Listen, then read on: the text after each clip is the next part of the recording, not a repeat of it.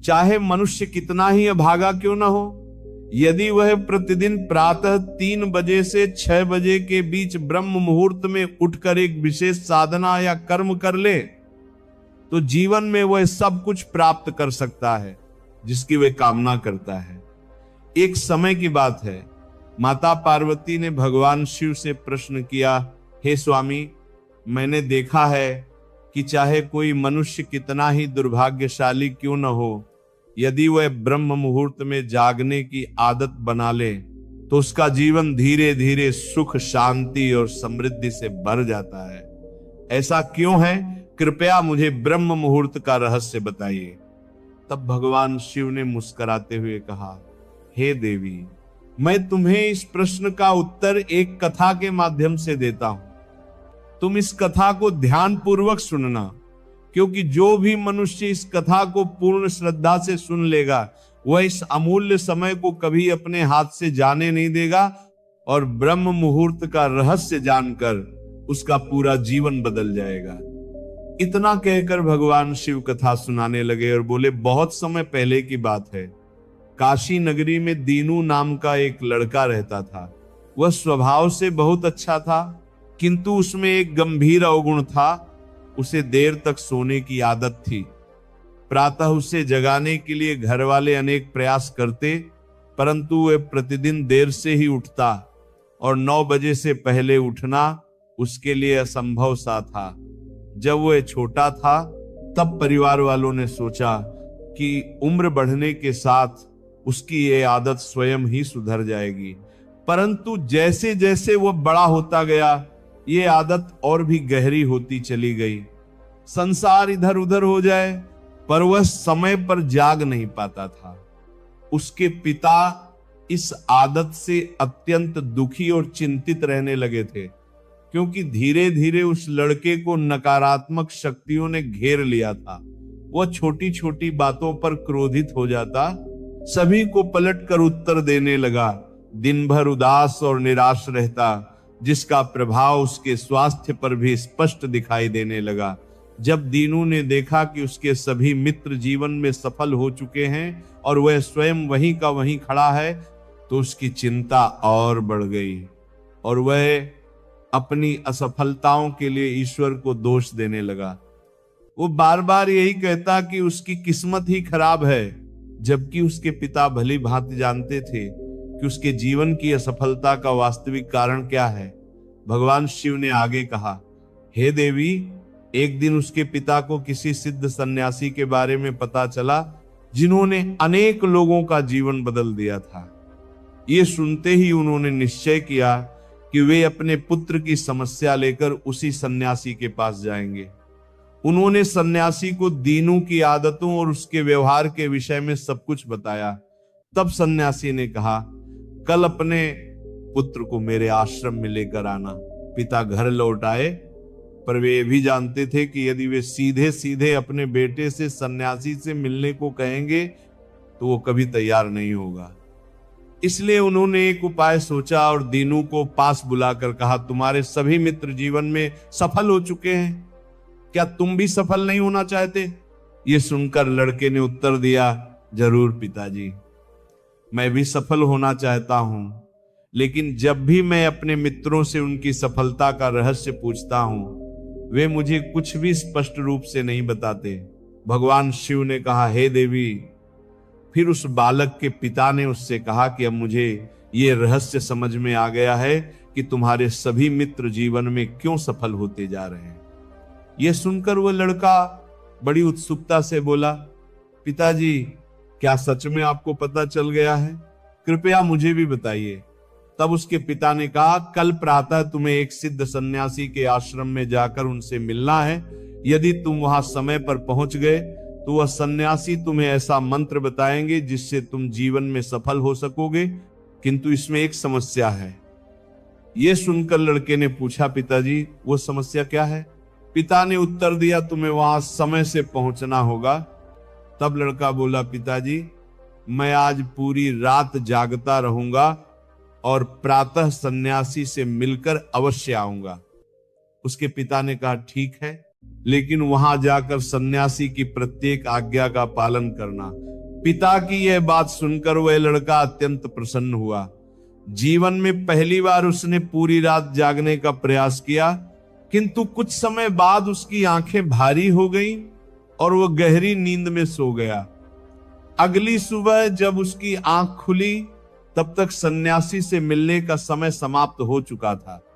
उसके पिता ने निराश दृष्टि से उसकी ओर देखा और कहा, तुम जीवन में कभी सफल नहीं हो पाओगे, जाओ और जाकर फिर से सो जाओ। पिता के ये शब्द उसके हृदय को भीतर तक चीर गए। अत्यंत दुखी होकर उसने मन ही मन स्वयं को चुनौती दी कि अगली सुबह वह किसी भी कीमत पर सन्यासी से मिलने अवश्य जाएगा। उस रात उसने अपने पैर में एक छोटा सा घाव बना लिया ताकि पीड़ा के कारण उसे नींद ना आए, और सचमुच उस रात वह सो नहीं सका। भगवान शिव ने कहा, हे देवी, यह उसके जीवन का पहला अवसर था जब उसने सूर्योदय को अपनी आंखों से देखा। उस दृश्य को देखकर उसके भीतर एक अद्भुत शांति और चेतना का अनुभव हुआ। वह तुरंत तैयार होकर सन्यासी से मिलने चल पड़ा और उस दिन उसे स्वयं में एक अलग ही परिवर्तन महसूस हो रहा था। जब वह आश्रम पहुंचा तो उसने देखा कि सन्यासी अपने सभी शिष्यों के साथ ध्यान में लीन बैठे हुए हैं। कुछ समय पश्चात जब ध्यान समाप्त हुआ तब वह बालक सन्यासी के समीप पहुंचा और उन्हें प्रणाम कर बोला, गुरुदेव, क्या आपके पास कोई ऐसा मंत्र है जिससे मैं भी अपने मित्रों की तरह सफल बन सकूं और एक अच्छा जीवन जी सकूं? भगवान शिव ने कहा, हे देवी, यह सुनकर सन्यासी मुस्कुराए और बोले, तो तुम वही बालक हो जिसके पिता मुझसे मिलने आए थे।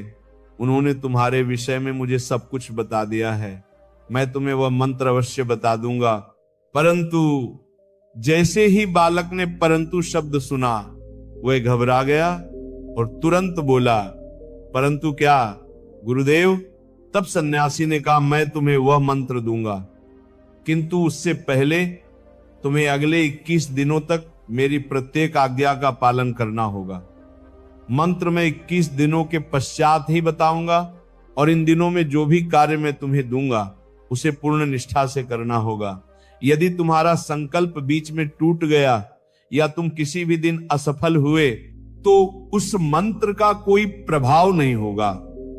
दृढ़ निश्चय के साथ बालक ने कहा, गुरुदेव, मुझे आपकी सभी आज्ञाएं स्वीकार हैं। मैं अगले 21 दिनों तक आपका दास हूं। आप जो भी आदेश देंगे मैं उसका पालन करूंगा। मुझे केवल उस मंत्र के विषय में जानना है। भगवान शिव ने कहा, हे देवी। तब सन्यासी ने कहा, ठीक है, कल से तुम्हारी साधना आरंभ होगी। तुम इसी आश्रम में निवास करोगे? बालक तुरंत इसके लिए तैयार हो गया। सन्यासी ने आगे कहा, यहां रहते हुए तुम्हें प्रतिदिन ब्रह्म मुहूर्त में उठना होगा, अन्य शिष्यों के साथ ध्यान और तप करना होगा, साथ ही आश्रम के सभी कार्यों में सेवा भी करनी होगी। ध्यान रहे, यह संकल्प किसी भी परिस्थिति में टूटना नहीं चाहिए। भगवान शिव ने कहा, हे देवी। अब वह बालक सन्यासी की बातों से सहमत हो गया और अगले दिन से उसके कार्य और साधना के दिन आरंभ हो गए। इस बार उसने दृढ़ निश्चय किया था, किंतु 1 सप्ताह बीतते ही उसका संकल्प डगमगा गया और 8वें दिन वह देर तक सोता रहा। जब उसकी नींद खुली तो उसे तुरंत अपनी भूल का एहसास हुआ और वह व्याकुल होकर बोला कि मुझसे कितनी बड़ी गलती हो गई। वह रोता हुआ सन्यासी के पास पहुंचा और बोला, हे गुरुदेव, मेरा संकल्प टूट गया। अब मैं जीवन में कभी सफल नहीं हो पाऊंगा। तब सन्यासी ने उसे शांत स्वर में समझाते हुए कहा, वत्स, गिर जाना सफलता नहीं है।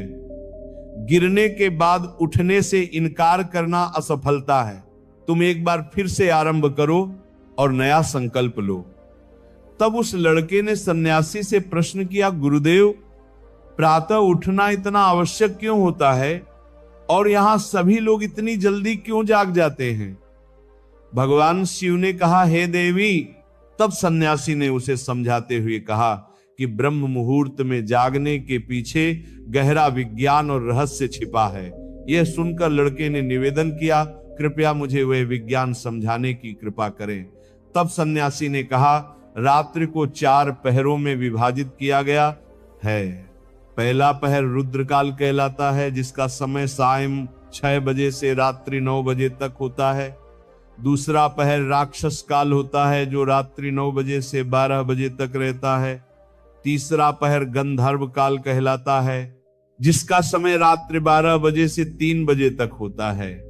और अंतिम पहर मनोहर काल होता है, जिसे ब्रह्म मुहूर्त अथवा अमृत बेला भी कहा जाता है, जिसका समय प्रातः 3 बजे से 6 बजे तक होता है। यह वह काल होता है जब संसार की अधिकांश नकारात्मक शक्तियां निष्क्रिय अवस्था में होती हैं और सकारात्मक शक्तियां पूर्ण रूप से सक्रिय होती हैं। ब्रह्म मुहूर्त को देव मुहूर्त भी कहा जाता है, अर्थात यह देवताओं का समय होता है। भगवान शिव ने कहा, हे देवी। सन्यासी आगे बोला कि इस समय देवता पृथ्वी पर विचरण करते हैं और जो मनुष्य इस काल में जागृत रहता है उस पर उनका विशेष सकारात्मक प्रभाव पड़ता है। ब्रह्म मुहूर्त ऐसा समय होता है जब मनुष्य का मस्तिष्क अत्यंत शांत और रिक्त अवस्था में होता है। उस समय कोई अनावश्यक विचार नहीं होते और यदि व्यक्ति इस समय अध्ययन करता है तो वह ज्ञान शीघ्र ग्रहण करता है और वह लंबे समय तक स्मृति में बना रहता है। ये वो समय है जब ज्ञान को केवल याद नहीं किया जाता बल्कि उसे गहराई से समझा जाता है। इसी कारण आश्रम के सभी शिष्य तथा संसार के अधिकांश ज्ञानी लोग ब्रह्म मुहूर्त में ही जागते हैं। प्राचीन काल में जब कृत्रिम प्रकाश का कोई साधन नहीं था, तब लोग सूर्यास्त के साथ अपने दिन का समापन और सूर्योदय के साथ दिन का आरंभ करते थे। यही वह विधि थी जिससे मानव जीवन प्रकृति के साथ सामंजस्य बनाकर चलता था। भगवान शिव ने कहा, हे देवी। तब उस लड़के ने कहा कि गुरुदेव, मैं कल से अपना संकल्प पुनः आरंभ करूंगा, किंतु कृपया ये बताइए कि ब्रह्म मुहूर्त में उठकर मुझे क्या क्या करना चाहिए। तब सन्यासी ने कहा, ठीक है, मैं तुम्हें बताता हूं कि ब्रह्म मुहूर्त में क्या करना चाहिए और कैसे करना चाहिए। सबसे पहले जागकर धरती माता पर पांव रखने से पूर्व उन्हें प्रणाम करना चाहिए। फिर अपनी दोनों हथेलियों को देखकर ईश्वर को धन्यवाद देना चाहिए कि उन्होंने तुम्हें आज का सूर्योदय देखने का अवसर दिया। इसके पश्चात नित्य कर्म और स्नान करना चाहिए, जिससे केवल शरीर की ही नहीं बल्कि मन की भी शुद्धता होती है। स्नान के बाद ध्यान की प्रक्रिया होती है। ब्रह्म मुहूर्त में किया गया ध्यान अत्यंत प्रभावशाली होता है और जब किसी विशेष मनोकामना की पूर्ति के लिए साधना की जाती है तो इसे 21 दिनों तक निरंतर किया जाता है। ये वही समय होता है जब साधक अपने आज्ञा चक्र को सक्रिय करने का प्रयास करता है और यहीं से उसके जीवन में वास्तविक परिवर्तन आरंभ होता है। भगवान शिव ने कहा, हे देवी।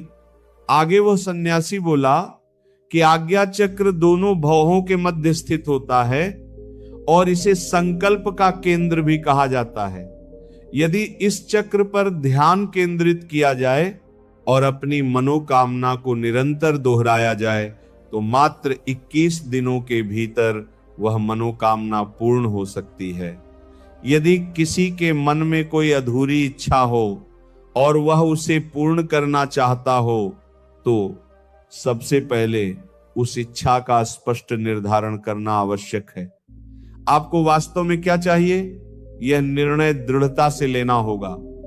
इसके पश्चात ध्यान की विधि आरंभ करनी चाहिए।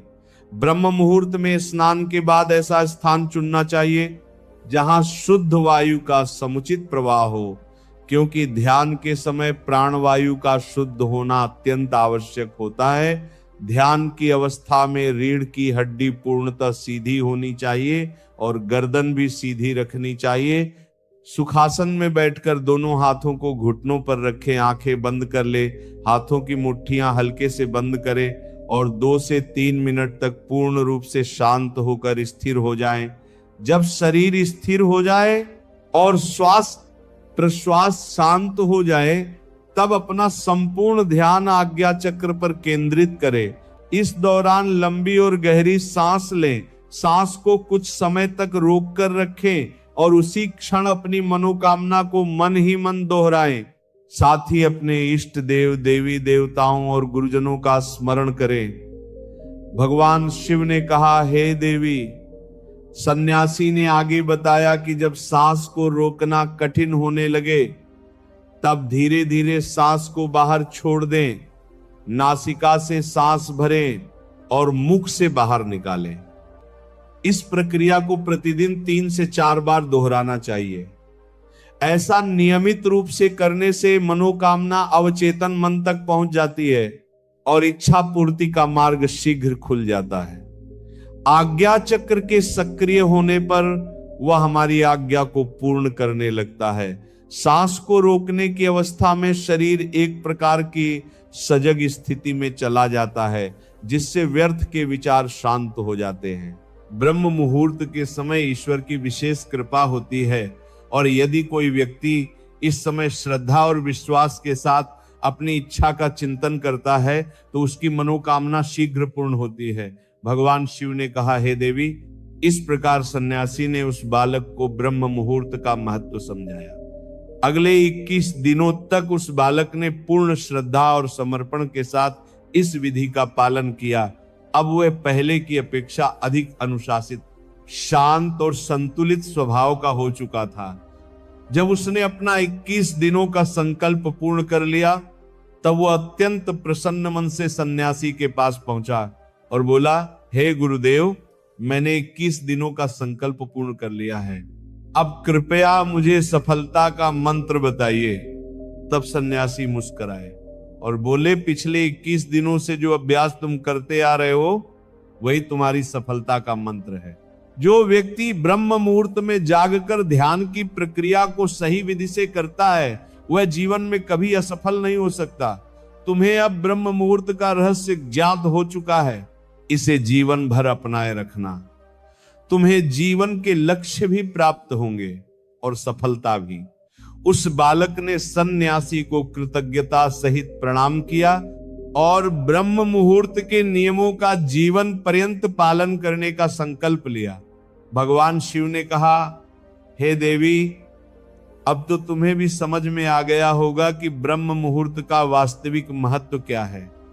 तब माता पार्वती ने कहा, हे स्वामी, अब मुझे ब्रह्म मुहूर्त का संपूर्ण ज्ञान प्राप्त हो गया है। इतना कहकर माता पार्वती ने भगवान शिव को प्रणाम किया। वीडियो यदि आपको पसंद आया हो तो कृपया